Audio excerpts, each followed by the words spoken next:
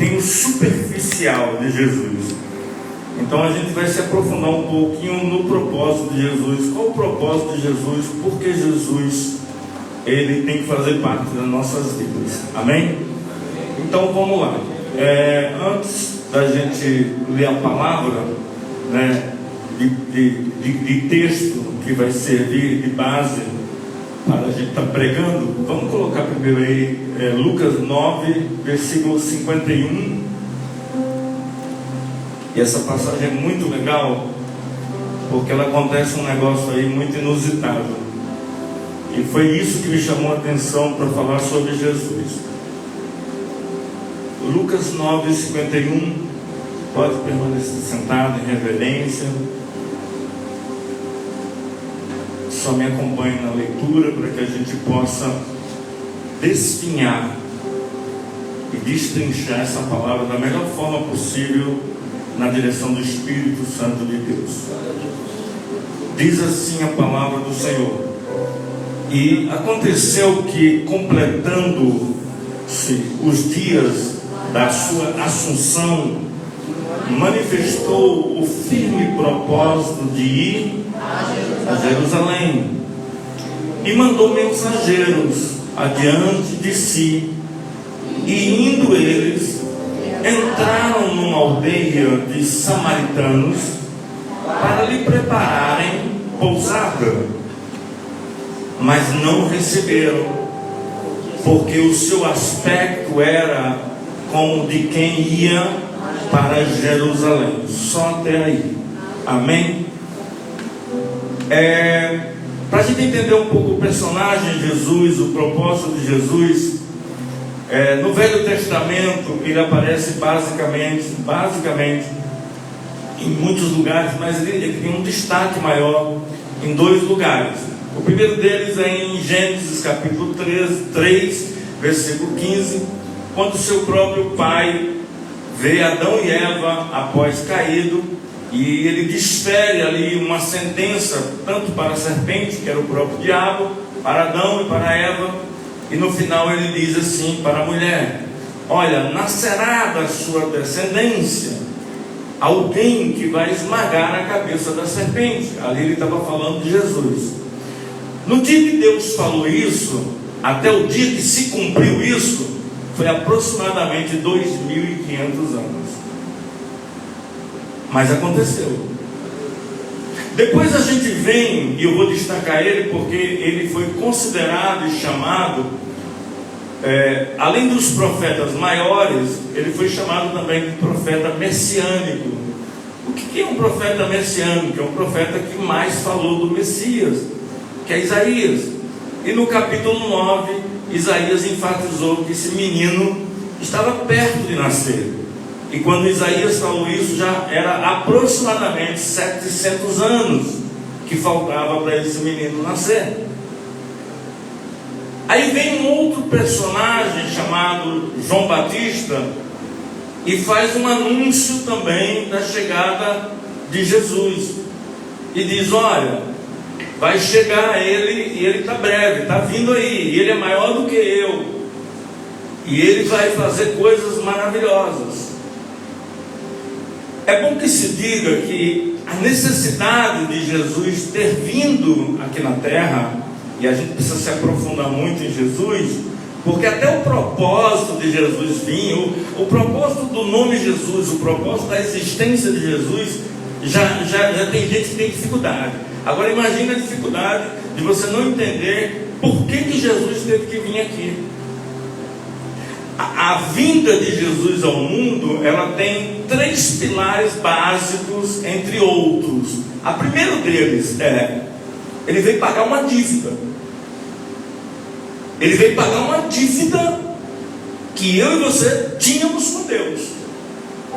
Então, para que essas 2.500 anos atrás, gerações que morreram, não fosse perecer no inferno, os que obedeceram a ele no tempo da lei, mesmo com a inexistência de Jesus, ele veio pagar a dívida desses que buscaram antes, dos que vinham buscar depois, e dos que estão buscando hoje, que é o nosso caso, e dos que vão buscar no futuro. Então ele veio pagar uma dívida que não era dele, uma dívida que é nossa, é da humanidade, é nossa. Segunda coisa que Jesus veio abrir a porta. Ele veio abrir a porta. A segunda finalidade de Jesus é abrir a porta do céu. Não adianta ele pagar a dívida fica paga, mas você também não ganhou nada com isso.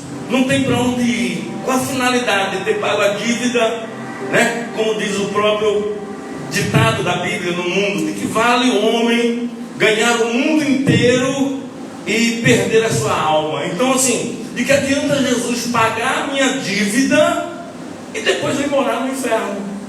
Não faz sentido.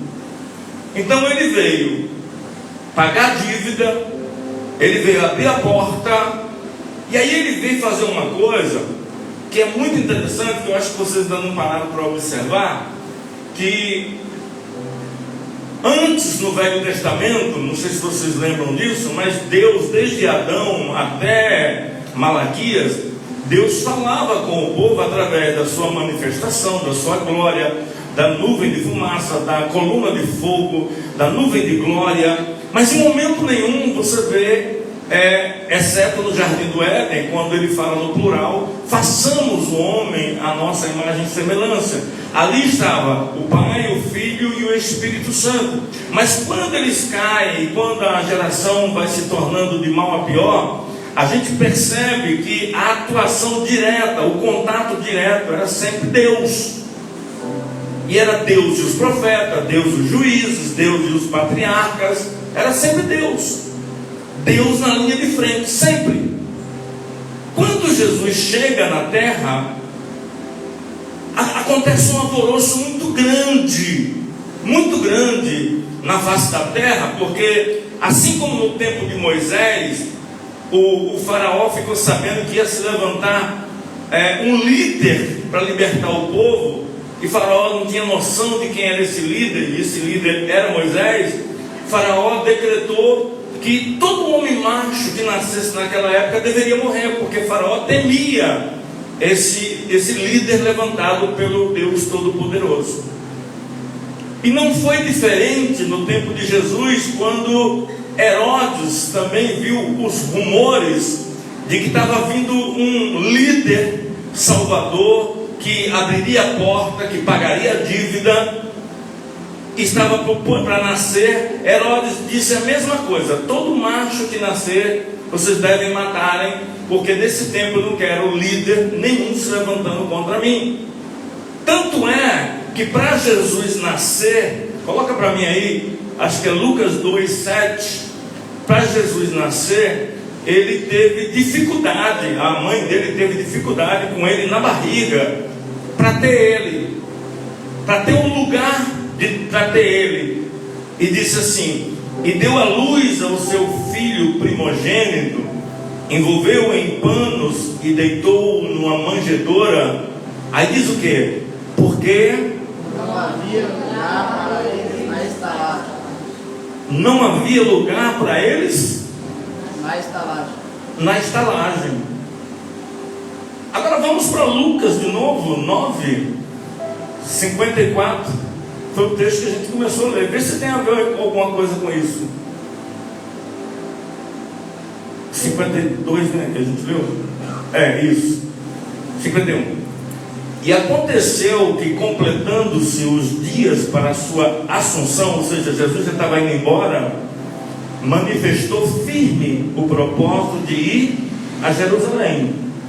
Mandou, é aí que está a senha, mandou mensageiros adiante de si. E indo eles, entraram numa aldeia de samaritano para lhe prepararem uma pousada. 53 e último. Mas não receberam também não, porque o seu aspecto era como de quem ia para Jerusalém. Quer dizer, para nascer, Jesus já nasceu debaixo de ódio de Herodes. Ele é tão importante para mim, para você, e eu vou mostrar para você a importância de Jesus para mim e para você. Por isso que eu estou fazendo uma retrospectiva dele, para nascer, ele já nasceu debaixo de ódio. Para ele sair do ventre da sua mãe, ele nasceu num curral. Porque nenhum lugar para a mãe dele ter ele com as parteiras permitiram. Agora vem Jesus já terminando seu ministério, prestes à assunção, ou seja, a ascensão no céu, ir embora. Já estava terminando, ele já estava indo para Jerusalém para morrer. Só que ele estava tão cansado que ele disse assim: vão na frente e prepara para mim uma pousada para eu descansar. Talvez vai ser meu último cochilo, meu último descanso. E aí eu acho que quando os discípulos começaram a fazer a fichinha do hóspede, quem é o hóspede? Jesus. Aquele de Jerusalém? Não tem vaga para ele. Mas o senhor não estava fazendo a ficha do hotel? Não, para Jesus eu não tenho vaga, não. Para Jesus não. Ainda mais que vai para Jerusalém. Nós samaritanos, a gente não fala com judeus, não.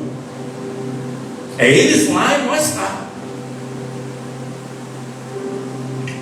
A pergunta que eu faço é: será que de vez em quando a gente não faz isso um pouco com Jesus? Tipo, hospeda ou não hospeda? Ou será que a gente diz assim, ó: você pode hospedar aqui, mas aqui você não pode hospedar? Será que a gente não faz esses mesmos critérios com Jesus, assim, tipo, ó? Porque tem o terceiro pilar que eu acabei até esquecendo, que é muito importante, e eu provo para você, porque no passado, no Velho Testamento, a gente também não vê a manifestação da terceira pessoa da Trindade, que é o Espírito Santo. E aí Jesus, ele salienta em João 14, dizendo assim: olha, não fique triste porque eu vou, porque se eu não for, o Consolador não virá. Ou seja, não basta eu pagar a dívida de vocês, não basta eu abrir a porta para vocês, não basta eu salvar vocês, ser o advogado de vocês, se vocês não tiverem um combustível, se vocês não tiverem ninguém para te ajudar a se manter de pé, a continuar olhando para mim, buscando a minha face, porque senão vocês não vão conseguir. Daqui a pouco vocês vão esquecer de mim. Daqui a pouco o sacrifício que eu fiz, ele não vai ser em vão, porque uma vez feito, consumado, ninguém vai conseguir tirar. Mas eu não quero que vocês se percam. Para isso, meu Pai tem um plano de deixar o Espírito Santo com vocês, para Ele orientar, para Ele dizer para vocês que é necessário me buscar enquanto se pode achar. Porque se vocês me acharem e eu achar vocês, vai jorrar água dentro de vocês. Eu vou saciar a sede de vocês. Eu vou estar com vocês nas horas mais difíceis de vocês. Mas para isso eu preciso da ponte chamada Espírito Santo. Quem quiser chegar a mim, busque o Espírito Santo, porque ele grita lá no meu Pai com gritos inexprimíveis para que eu ajude a vocês.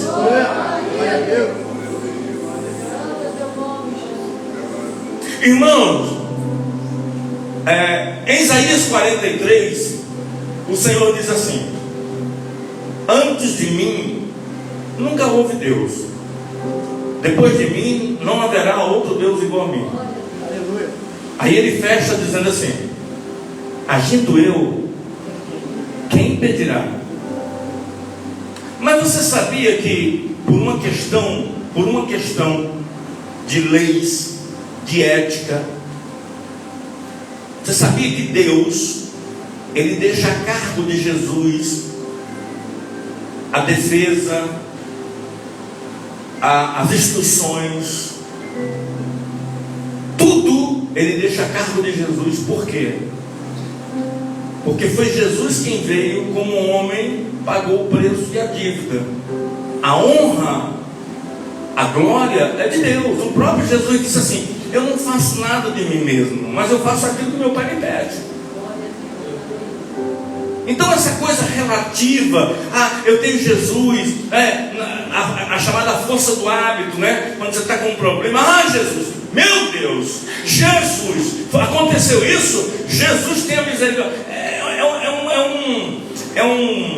É um provérbio, é um jeito de falar, é um jargão automático, não é uma coisa superficial.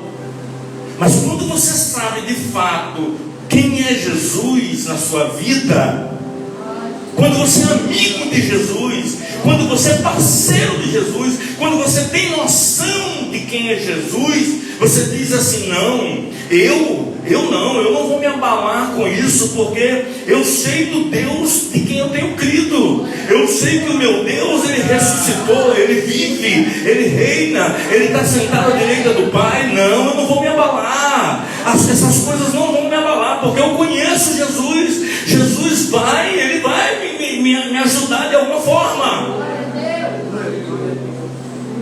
Você sabe por que muita gente, irmãos, conhece Jesus e às vezes perece? Porque conhece Jesus só de ouvir falar. Eu vou dar um exemplo para vocês de Pedro, quando ele foi recomendado por Jesus, eles e os discípulos aí para o alto mar, e de repente uma onda, um vento forte, contrário, começou a bater no barco dos discípulos. Jesus aparece andando nas águas e Pedro olha assim, olha só, viu, o que é relacionamento com Jesus. Se Pedro conhecia Jesus duvidosamente, Pedro, que andava com ele, que viu ele, que foi chamado por ele. Agora imagina nós. Se Pedro fez isso que eu vou te falar agora, imagine nós. Eu estou querendo alertar para mim e para vocês o quanto nós estamos longe da realidade chamada Jesus. Nós estamos longe, irmãos. Nós estamos longe. Então a Bíblia diz que Jesus andando nas águas, Pedro olha de longe e diz assim: por que tem mais? Aí Pedro falou: quem é? Sou eu, Pedro, Jesus o mestre. Aí Pedro: se é o Senhor, me mande andando nas águas. Aí Pedro: então eu vou. Aí Pedro desceu do barco e foi. E tudo ia bem, irmãos, naquela caminhada sobre as águas, até que Pedro tirou os olhos de Jesus e começou a botar os olhos nas águas. Enquanto a gente estiver com os olhos em Jesus, de fato, como prioridade, como a essência maior, como a maior felicidade. Eu estava conversando com o pastor ali fora, e a gente estava falando sobre isso. Eu não achei nada melhor na vida do que Jesus, irmãos. Eu não achei. Eu estou falando assim, a gente estava falando, o Jami estava com uma conversa parcial também comigo, o Joanilton. A gente vê pessoas fazendo planos. Daqui a 5 anos, 10 anos eu vou viajar, eu vou conhecer o Brasil, eu vou tirar férias. Isso não é vida. Posso falar o seu sonho? Posso falar o seu? O de Jami é assim: daqui a 2 anos, quando minha mulher se aposentar, eu pego o caminhão, eu boto o motorista lá, e eu e ela juntos vamos fazer a obra. A gente vai ficar 24 horas, nós dois, grudados, fazendo a obra. Eu falei: nossa, que sonho lindo, gente. Eu pensei que você ia falar assim: eu quero ir para Gramado, eu quero ir para Disney, eu quero ir para Fortaleza. Não, que Fortaleza? Não quero nem saber do caminhão, pastor. Vou deixar até com o motorista lá. Eu quero fazer a obra, eu quero expulsar demônio. Eu falei: Jami, seu passeio turístico vai ser isso? Expulsar demônio. Deve ser uma delícia. Expulsar, ver os demônios saindo assim. É isso que eu quero na minha aposentadoria. Já vi falando para mim. Eu falei: esse cara é amigo de Jesus. Esse cara conhece bem Jesus, porque ele escolheu a melhor parte.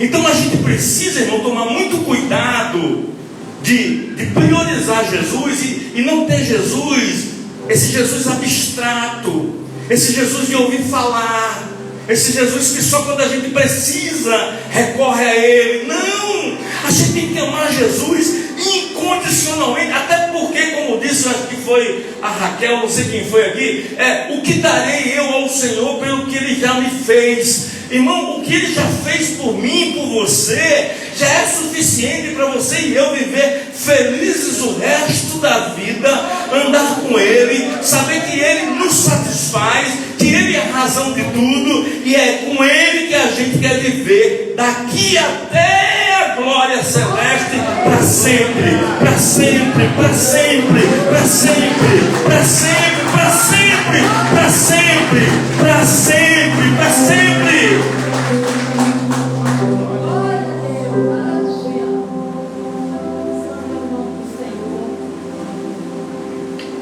Aí eu vou falar uma coisa para vocês que tem a ver com os dois textos, Lucas 2,7 e Lucas 9,53, que está aí. Se Jesus é tão bom, e se Jesus é tão benéfico, por que as pessoas não querem Jesus? O que Jesus tem que cria um bloqueio nas pessoas? Se Ele é tão bom, se Ele veio se Ele não fez mal a ninguém, irmãos, o caráter de Jesus é uma coisa assim que se você esmiuçar, se você buscar na Bíblia o perfil, o caráter de Jesus, você vai dizer assim: nossa, eu não só conheço Jesus, como agora eu tenho a receita da felicidade. Porque a gente sabe que lá no céu a gente vai ser feliz para sempre, não vai haver lágrima, dor, nada. Mas até chegar no céu, nós temos os percalços, os altos e baixos aqui da vida. Só que se você souber lidar com as situações daqui, eu creio que nós vamos sofrer menos. Nós vamos sofrer menos. Por exemplo, vamos falar de coisas que Jesus tirou por menos, que Ele poderia ter feito um barraco. Chegaram para Jesus e falaram assim: o senhor não sabia que tem que pagar imposto? Aí Pedro já ficou meio esquentado, que Pedro era impulsivo. Não vai pagar imposto coisa nenhuma. Imposto é para estrangeiro. Ele é judeu. Judeu não paga imposto. Aí Jesus bota a mão no ombro de Pedro e fala assim: Pedro, para, vem cá. Ele quer provocar a gente. Ele está querendo tirar a nossa paz.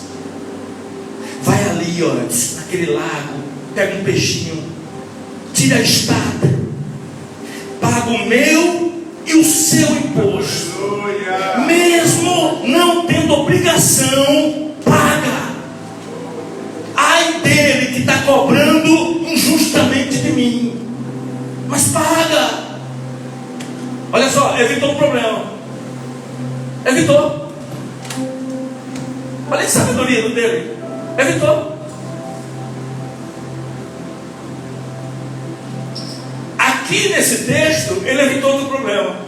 Eu vou mostrar para vocês que ele evitou outro problema. Por isso que eu falo que a gente conhece Jesus em parte, porque se a gente se aprofundar mesmo no caráter de Jesus, e aí eu vou fazer um desafio aqui antes de eu mostrar para você. Para pensar um pouquinho. Para pensar um pouquinho. As pessoas que se aproximaram de Jesus, que estão aqui, as pessoas que frequentam a igreja, obrigado.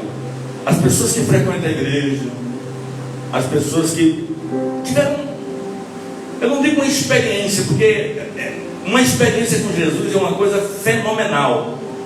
Geralmente as pessoas como eu, vocês, a gente conhece Jesus em parte.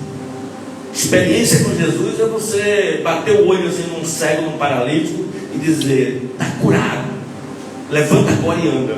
E o cara anda, porque você tem intimidade com Deus. Mas como a gente não tem essa intimidade, mas ele tem em parte, olha a pergunta que eu vou fazer para vocês. Todos nós, depois que entramos na igreja, mesmo até aqueles que nasceram aqui no berço evangélico e que nunca foram do mundo, a gente já melhorou muito, sim ou não? Sim. Já melhorou muito, sim ou não? Sim. Mas se você pegar assim, ó, com essas duas mãos aqui, ó, faz de conta que essas duas mãos são duas listas, duas folhas de caderno. Aí eu vou levantar essa folha aqui, ó. Aqui na folha está dizendo que você, essa folha é sua. Você já melhorou, você reconhece que você já melhorou muito depois que você entrou na igreja? Sim ou não? Sim. Sim. Amém. Glória a Deus. Ó, quantas obras boas, quantas coisas que você fez aqui. Maravilha.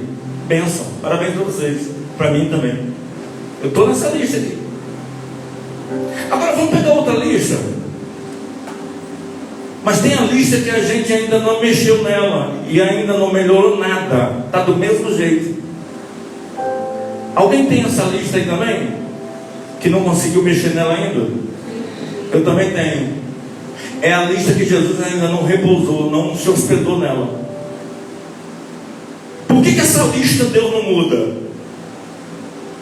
Porque toda hora ele chega nessa lista aqui e fala assim: eu preciso me hospedar aqui, ó, na mão direita. Ah, mas não tem vaga não. E agora, para mim, esses dias está difícil.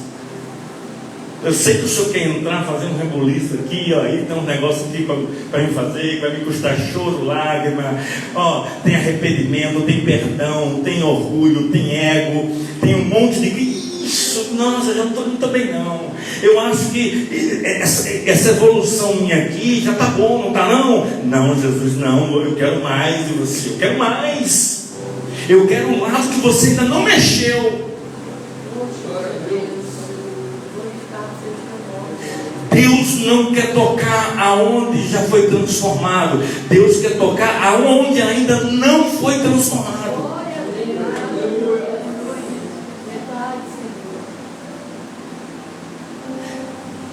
E aí ele ensina nesse texto de que ele era odiado pelos samaritanos. Não deram para ele uma hospedagem que ele era digno, porque ele ele nunca teve complexo do passado, da sua infância, quando sua mãe lhe disse que ninguém deixou ele nascer numa casa, por isso que ele nasceu num curral. Jesus não tinha complexo. Se tem uma coisa que Jesus não tinha, era complexo. Sabe por que Jesus não tinha complexo? Sabe por que Jesus não tinha passado? Sabe por que Jesus não tinha traumas? Sabe por que Jesus não tinha somatização de nada? Porque Jesus, ele era livre pelo que ele era. Diziam que ele era Beelzebul, diziam que ele era príncipe dos demônios, diziam que ele não era filho de Deus, coisa nenhuma, diziam que ele era carteiro, mas ele sabia quem ele era. Ele não se importava com o que diziam que ele era, ele sabia quem ele era. E quando você sabe quem você é, você não liga para o que os outros dizem. Quando você tem... Agora, engraçado, às vezes a gente tem dúvida de quem é Jesus, às vezes a gente tem dúvida de quem nós somos também.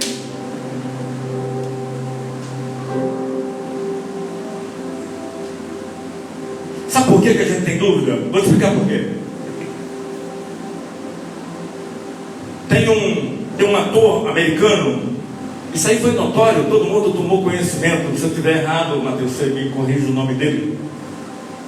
Esse cara, para você ter uma ideia, ele era um dos mais veteranos, ao lado de Denzel Washington, da Academia de Letras do Oscar.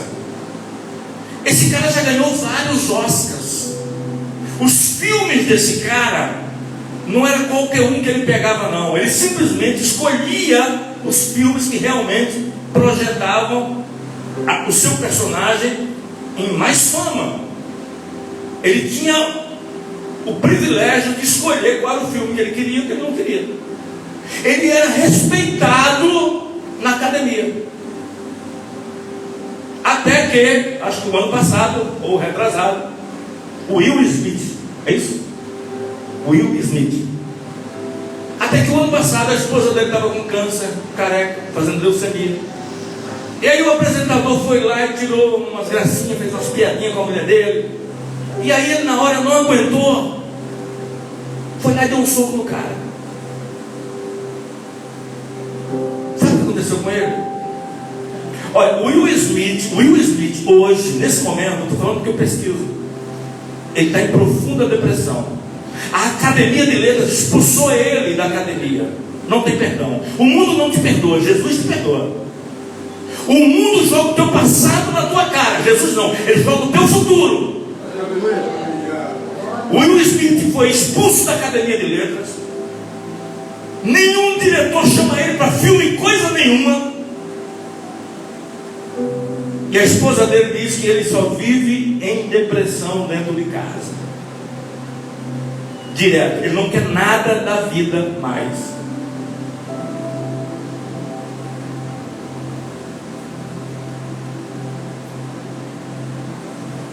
Se a gente olhar por dois lados, tem dois caminhos aí que a gente podia ter olhado.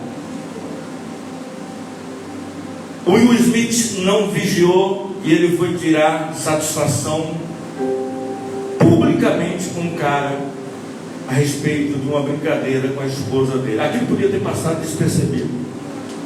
O povo tem tanta mente curta que a gente esquece de Jesus, até do sacrifício da cruz. Por isso que Jesus fazia assim: todo mês, em memória de mim, você comai, bebei o meu corpo, o meu sangue. Para quê? Para não esquecer o meu sacrifício. Não, você esquece. O propósito da ceia é para não esquecer. Aí ele poderia ter tirado por menos, passava batido, ninguém ia se lembrar do imbecil que estava ali tirando casquinha com a mulher dele. Ele ficava de boa. Mas o problema de Will Smith é que ele não conhecia as técnicas de Jesus. Ele conhecia todas as técnicas de cinema, mas ele não conhecia as técnicas de Jesus. Como evitar perder a paz. E nesse dia aqui, que Jesus pediu para os discípulos ir na frente para preparar uma hospedagem para ele, ele disse: era para quem? Para Jesus, o Nazareno, que nasceu em Belém, na manjedoura, o Filho de Deus, o Salvador, está indo para Jerusalém. Não tem hospedagem para ele não. Fala que não tem, está cheia, a pousada está cheia. Não tem lugar para ele, não tem.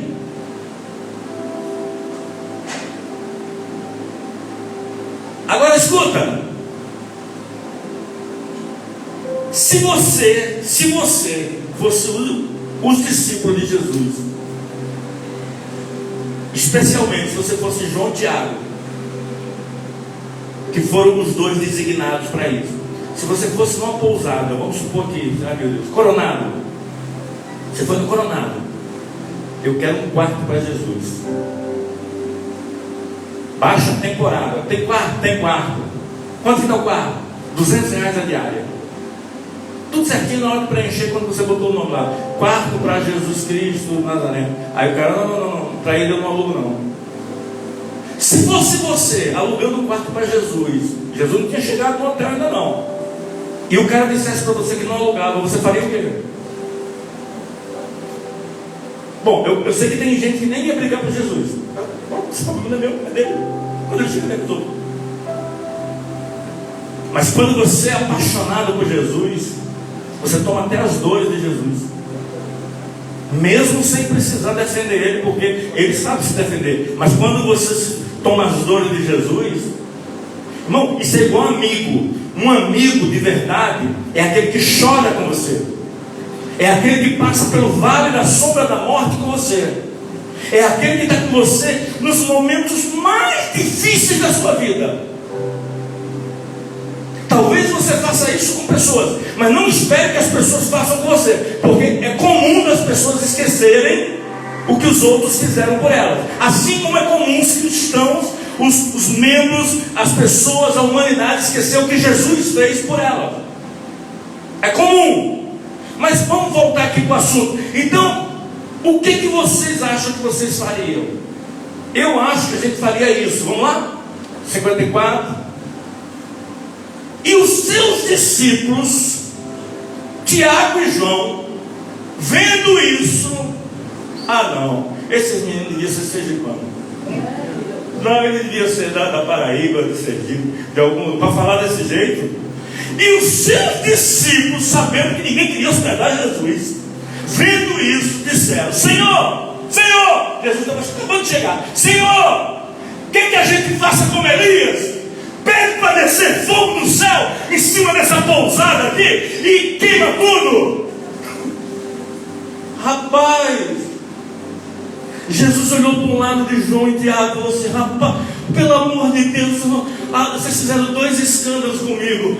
Primeiro que vocês estão me representando, mandei vocês fazer a ficha pensando que João calminho, aquele que botava a cabeça no ombro de Jesus, aquele que quase não falava. O cara estava arrumando o maior barraco, uma baixaria pura, lá na pousada. Aí Jesus chega lá, o barraco está pronto, e ele vai dizendo: Senhor, vamos fazer uma oração aqui para descer fogo do céu, queimar o porteiro, queimar a faxineira, queimar o dono do hotel, queima tudo. O que o senhor acha? Jesus ficou num desgosto, falou assim: pelo amor de Deus. Deve ter falado para o porteiro ali, o cara da recepção, falou assim: só um minutinho, por favor. Chamou os dois e falou: vocês estão malucos? Vocês estão malucos? Eu pensei que vocês tinham sido libertos dessa área. A área do toma lá, da cá, dente por dente, olho por olho, vingança. Vamos lá, vamos arrebentar com essa pousada. Tomara que quebre. Irmão, deixa eu contar uma coisa para vocês. Não sei porque o Espírito Santo acabou de sobrar isso aqui no meu ouvido. Você sabe quando é que você conhece que você está mais ou menos curado? Vou dar uma dica para você, uma senha, hein? Isso não esquece disso, hein? Hoje é que dia do mês? 23? 24? 24 de setembro. Não esquece.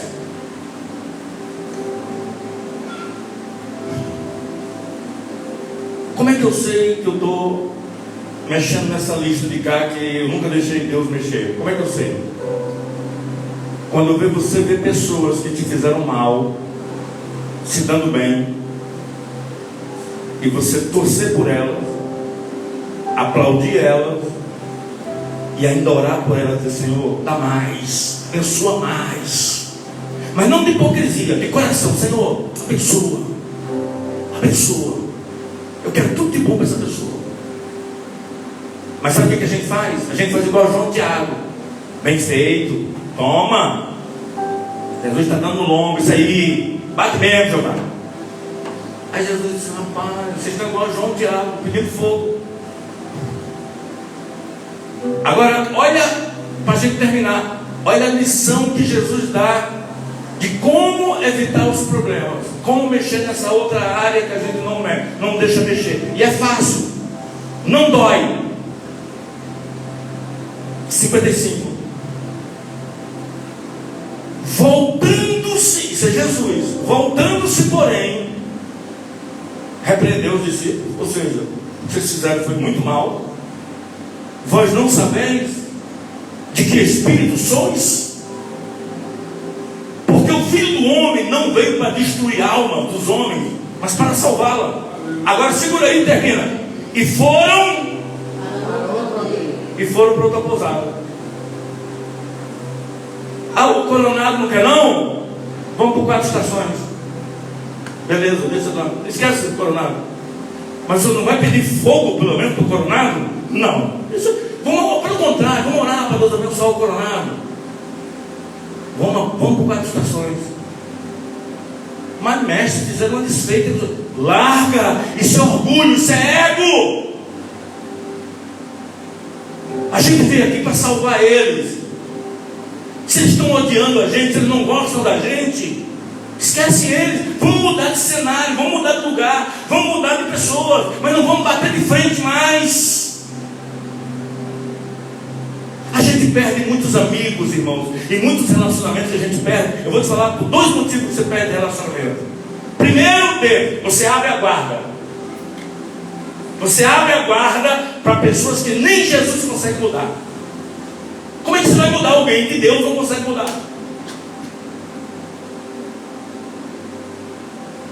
Segunda coisa, às vezes a gente se hospeda com quem não anda com a gente. Não é qualquer um que pode entrar na sua casa. Não é qualquer um que pode entrar na sua vida.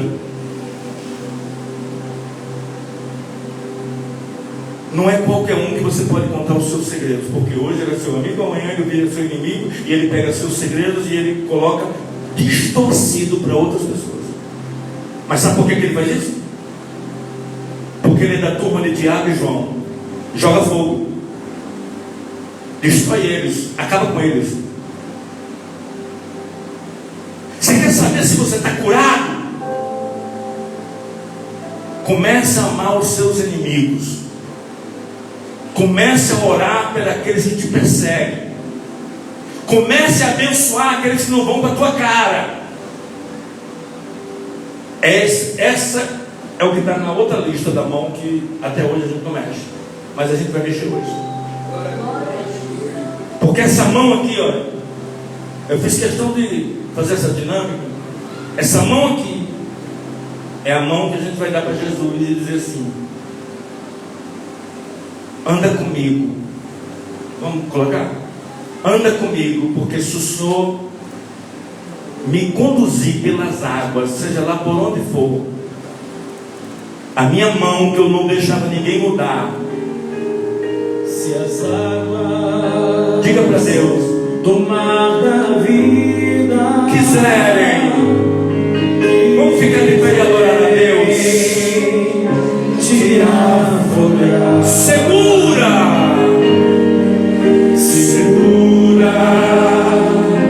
na mão de Deus. coloca essa mão da lista negra na mão de Jesus.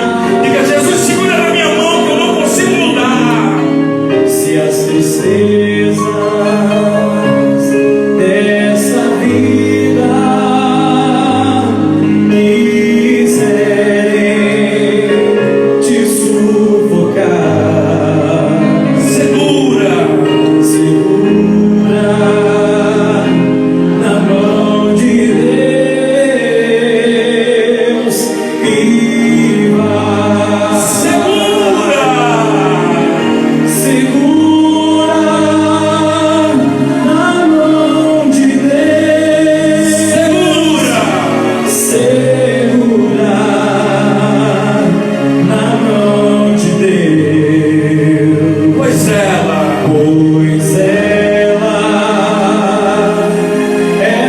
te sustentará. não tema. Não temas, segue adiante e não olhes para trás, mas segura na mão de